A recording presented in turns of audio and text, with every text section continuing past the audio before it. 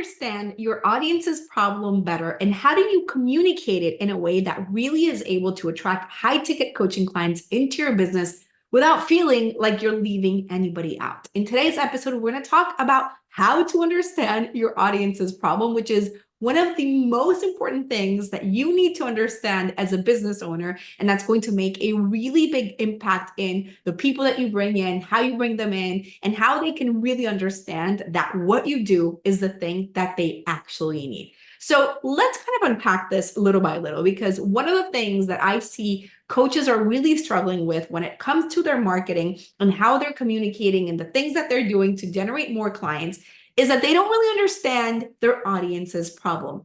I mean, they do, but not really. And so what I mean with this is that you're creating a lot of content that tends to either be really, really vague and not specific enough, and therefore you sound very generic, or you're going really specific, but you're saying things in a way that sounds really confusing. And therefore, when people come across your content or your webinars or your offers, they're not really sure that you're selling the thing that they actually need. So what you do goes from a need to have to a nice to have. In other words, they don't see it as the thing that they need to have right now. They see it as something that would be nice to have one day. Maybe, sure. I mean, why not? Whenever I have the extra cash flow, I will definitely hire you. And so when you come across things like that, what happens is that sales conversations get really, really difficult. You come across a lot of objections, a lot of people telling you why they can't really work with you right now, it's too expensive, or all these different things, when the truth is that it's not that necessarily they don't have money,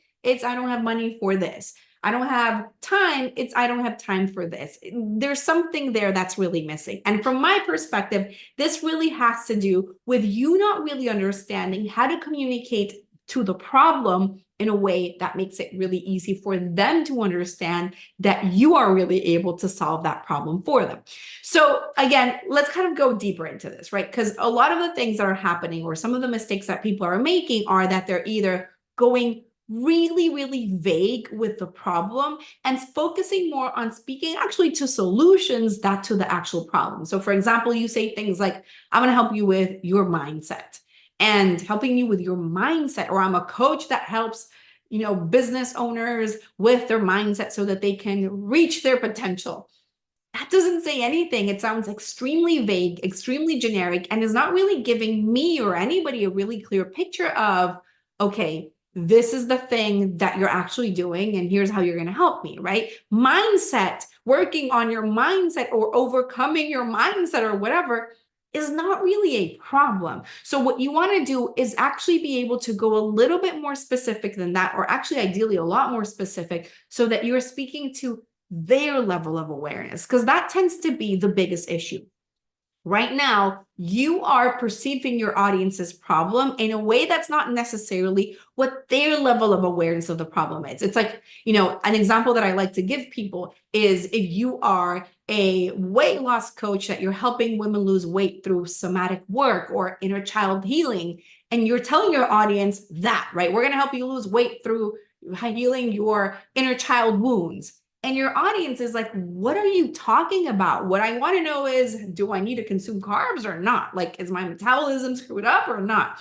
So your level of awareness is completely different from their level of awareness right now. And your job as a business owner is to learn how to speak to them to their level of awareness of the problem. How do they perceive the problem? What does that problem look like for them specifically? And so for me, it's really important for you to go into the specifics of what that problem looks like, right? And people feel like, well, the issue with that is that if they go way too specific, they're going to end up leaving people out, right? And people will read something or view a video or whatever and feel like, well, this is way too specific and it's not really answering, everybody, it's like I'm leaving people out if I go this specific. When the truth is that the more specific it is, the more people you end up attracting. I know that this might sound completely counterintuitive, but it is actually the truth of how this works. I know that from my own experience, the more specific that I get in my content in terms of who my audience is and what the problems are, the more people will resonate with it, because now they feel like it's not this generic thing, but I'm talking to their specific problems. Now, does that mean that every single person in my audience is going to resonate with every piece of content I'm creating? Of course not, right? I have videos, for example, or episodes where I'm talking about Facebook ads. I have episodes talking about how to sell something intangible to an audience so that they understand what you do, or what to do when you have multiple offers. All of these are sub little problems or issues that my audience has. But for me, the underlying problem that's really connecting the dots, or the thread behind all of this, is that it is a messaging issue. And this is the work that I do. The problem that I solve has to do with your messaging, with you not being able to enroll more clients or make more sales because your message is not really conveying what you do in a way that is really effective. And the way that you fix that is by something that I like to call your angle of mastery. It's really being able to convey the big picture, big idea of what it is that you do in a way that gets your audience to feel like they need to have what you are selling right now. So yes, the very small little problems that my audience are experiencing are going to be different, but that's okay. These are just symptoms to the big picture problem. And every person's going to see it in different ways. And that is okay, because the core message, the core problem that I'm here to solve hasn't really changed. So in your case, you want to actually go really deep into, well, what are the problems that my audience is experiencing? How does this show up for them right now? And people, what ends up happening a lot is that they're either going very specific in that problem, but in a way that's not necessarily positive, meaning, they're agitating pain. They're becoming what I like to call the Ursula, speaking to the poor, unfortunate souls, like the victim mentality people. And therefore, you end up attracting people who are not really ready to invest, who are not in a position to invest. And even if they are in a position to invest, they're not truly an ideal client, or it's very difficult for you to make sales, right? So you're either being very vague and generic and not speaking to anybody and struggling with making sales because you're not clear on the problem, or you're just agitating the problem so much that you're speaking to people who are in victim mentality. You have to find the middle ground. You have to be able to understand, well, who is my person? Who is my buyer? I actually have a training where I go into how to speak to buyers, and it's at readytoinvestclients.com. You can find the link below this episode, and you're going to be able to read, watch the video and get through all the details around that. But my point is, you have to get very clear on who is my buyer. What does that problem look like for them? Because for me, there's two types of people in your audience. I call them the thinkers and the doers. The thinkers are the people who will think about the problem. They will research about the problem. They will try to find information about the problem, but not really do anything with it because they're not really prepared to change. It's not their priority. Financially, it's just not a possibility. Or there are the doers, and the doers are the people that will think about the problem, but they will take action. They will invest. So you have to think about, okay, how does the problem that I'm here to solve show up for the doers? What does that problem look like for them? And you want to go very specific with the scenarios, the situations, the circumstances, all of the different things, understanding that the big picture problem that you solve is it's kind of like this umbrella under which are all of these little symptoms and scenarios. And so then your job is to communicate and kind of close the gap for them, to show them how your solution is going to be the solution that's going to solve the problem at the root cause, right? And so that's kind of what the angle of mastery is about. The angle of mastery for me is creating that core big idea message that gets people to understand this is what's going to solve the root cause of the problem.